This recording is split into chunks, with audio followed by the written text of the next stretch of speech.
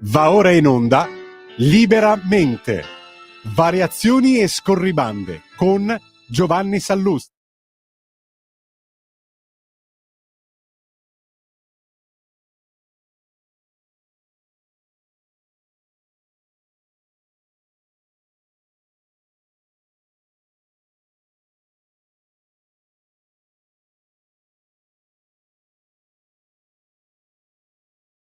Buongiorno a tutti e bentornati a Liberamente, variazioni e scorribande qui su Radio Libertà.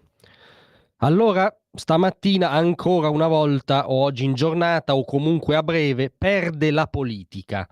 Eh sì, perché secondo tutte le indiscrezioni sarebbe veramente questione di ore, se non di minuti, potrebbe accadere anche mentre vi sto parlando, per le dimissioni di Giovanni Toti da presidente della Liguria. Toti si sarebbe ormai deciso a consegnare le proprie dimissioni anche per una strategia, diciamo, giudiziaria a cui ovviamente lo hanno, diciamo, verso cui lo hanno incanalato i PM inquirenti, via. Nel senso che il rischio, rimanendo domiciliari, sarebbe poi di subire un lungo processo rimanendo sempre ai domiciliari. E quindi oggi dovrebbe esserci appunto la notizia delle dimissioni di Toti, che ha tutto il diritto di darle, ha tutto il diritto di fare le sue valutazioni. Oggi non è che perde la politica come destino personale del presidente della Liguria, e onestamente neanche la politica come mestiere, ceto privilegiato o presunto tale.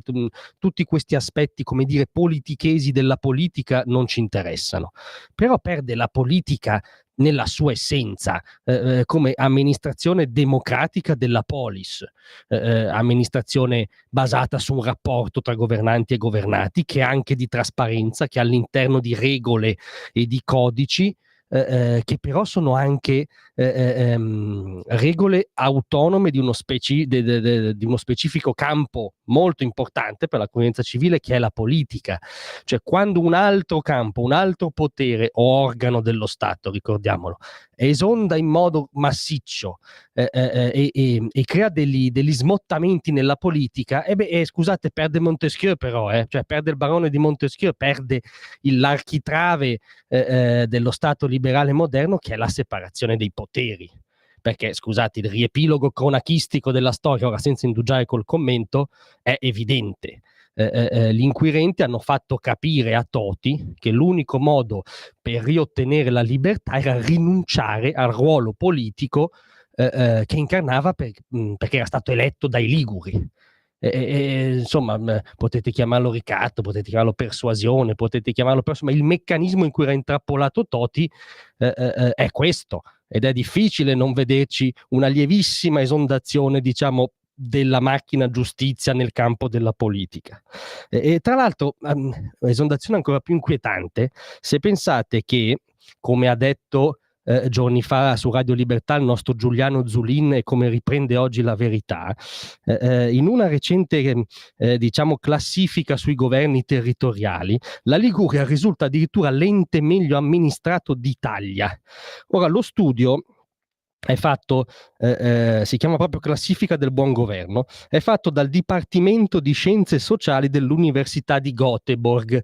Tendiamo a credere non un covo di sovranisti o di iscritti alla lista Toti, ecco, diciamo, che elabora ogni anno questo rapporto sull'European Quality of Government, cioè misura la qualità dei governi territoriali europei su un paniere di parametri fondati sostanzialmente sulla percezione dei cittadini rispetto alla qualità del proprio governo territoriale. Ebbene, la classifica delle regioni italiane vede al primo posto la Liguria, con un indice di gradimento da parte dei liguri del 90%. Del 90%. Al secondo posto ci sono le Marche col 67% e al terzo la Lombardia col 59%, cioè ha anche scavato un fossato in questa classifica l'amministrazione Toti.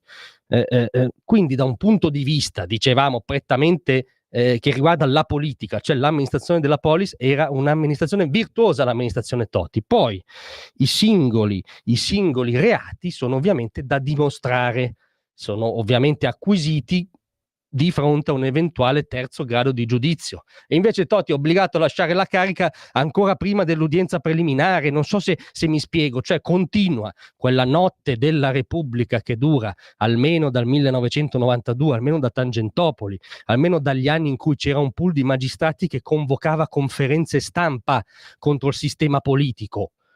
Cioè ufficializzando anche plasticamente che non si perseguono più singoli reati eventualmente commessi da singole persone, anche politici, anche di primo rango, che eventualmente ovviamente ne devono rispondere, ma si fa politica, si irrompe nel campo della politica. Guarda caso si irrompe nel 99,9% dei casi nella metacampo non di sinistra della politica. E francamente, come dire, è una notte che non finisce mai. Grazie a tutti, ma rimanete con noi perché tra poco c'è la nostra intervista settimanale. Sarà con noi Daniele Capezzone, vi aspetto.